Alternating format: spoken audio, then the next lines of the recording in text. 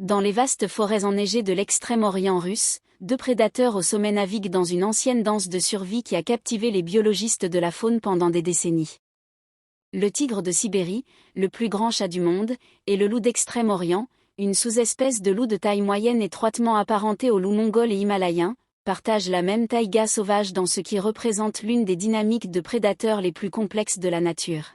La région de Primorie en Russie, ou l'Extrême-Orient comme on l'appelle communément, où les rivières Oussouris et Amour serpentent à travers des forêts denses de conifères, sert de scène principale à ce mouvement écologique. Ici, les températures chutent à -40°C en hiver et le sol de la forêt est recouvert de quelques centimètres de neige pendant plusieurs mois. Les deux espèces ont développé des adaptations remarquables pour prospérer dans ces conditions. Les pattes massives du tigre agissent comme des raquettes naturelles, tandis que les loups comptent sur leur stratégie de chasse en meute et sur leur agilité et leur endurance exceptionnelle pour poursuivre leur proie sur de vastes distances. Ce qui rend leur relation particulièrement fascinante, c'est la différence fondamentale dans leurs approches de la chasse. Les tigres de Sibérie sont des prédateurs solitaires en embuscade, nécessitant d'énormes territoires pouvant s'étendre sur 100 km². Ils comptent sur la furtivité et une puissance incroyable, capables d'abattre des proies aussi grosses que le sanglier et le cerf-élaphe avec une seule attaque dévastatrice. Les loups, à l'inverse, sont des chasseurs très sociaux dont la force réside dans la coordination et la persévérance. La meute de loups d'Extrême-Orient se compose de 6 à 12 individus, travaillant ensemble pour épuiser et vaincre leur proie par une poursuite incessante. Bien qu'ils chassent les mêmes espèces de proies, principalement le sanglier, le cerf wapiti et le chevreuil, la compétition directe entre les tigres et les loups est étonnamment limitée en raison de leur schéma de chasse temporel et spatiaux différents. Les tigres sont les plus actifs à l'aube et au crépuscule, tandis que les loups chassent souvent pendant la journée et peuvent être actifs toute la nuit. Cette séparation temporelle réduit les rencontres directes, permettant aux deux espèces d'exploiter la même base de proie sans confrontation constante. Au cours des années 1990, ces rencontres ont atteint un point critique qui a failli être un désastre pour les populations de loups d'Extrême-Orient. Alors que le nombre de tigres de Sibérie commençait à se remettre de la quasi-extinction due aux efforts de conservation, leur expansion territoriale a coïncidé avec une série d'hivers particulièrement rigoureux qui avaient déjà mis à rude épreuve les populations de loups. Dans la réserve de biosphère de Sikhote-Alin, les chercheurs ont documenté ce qui ne peut être décrit que comme une élimination systématique des meutes de loups par l'expansion des populations de tigres. Entre 1992 et 1997, la prédation par le tigre a réduit le nombre de loups d'environ 85% dans les principaux habitats du tigre.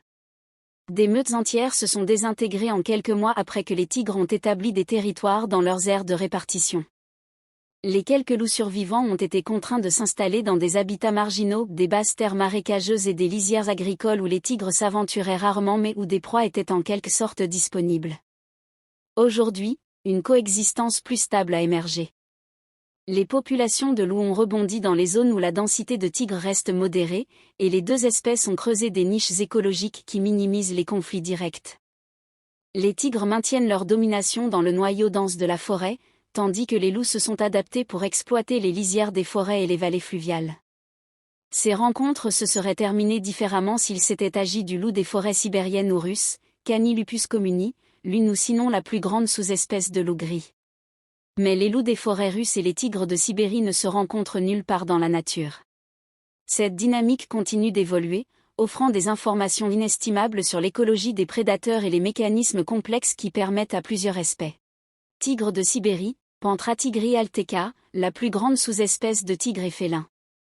Les mâles pèsent entre 140 et 180 kg, 302 à 385 livres, la longueur du corps est généralement de 150 à 175 cm, 1,5 à 1,75 m.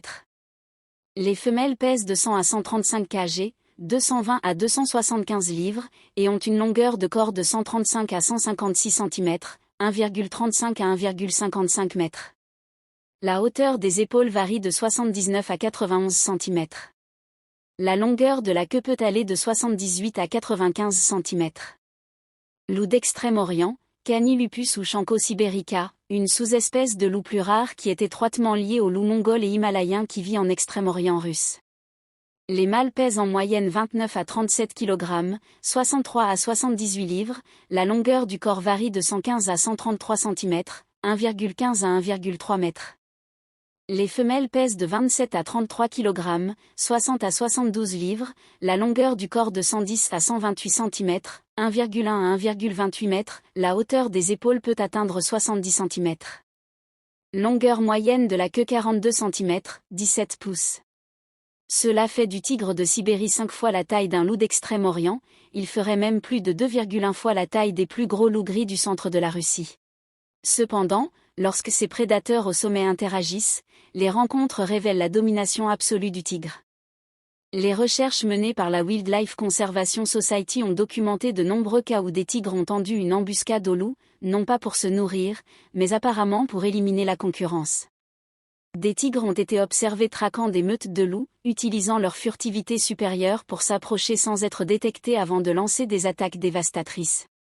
Contrairement à leur comportement de destruction de proie, ces attaques contre les loups semblent davantage un message clair de domination territoriale. L'aspect le plus remarquable de leur relation émerge dans la façon dont les loups ont adapté leur comportement en réponse à la présence du tigre. Dans les zones à forte densité de tigres, on a observé que les meutes de loups devenaient plus nomades, évitant l'établissement de territoires traditionnels. Ils ont développé des comportements de vigilance accrus, les membres de la meute servant à tour de rôle de sentinelle pendant que d'autres se nourrissent. Certaines meutes ont même modifié leur stratégie de chasse, se concentrant davantage sur des proies plus petites qui peuvent être consommées rapidement avant qu'un tigre n'arrive pour réclamer la mise à mort, bien qu'elles abattent régulièrement des proies aussi grosses que le wapiti et l'orignal.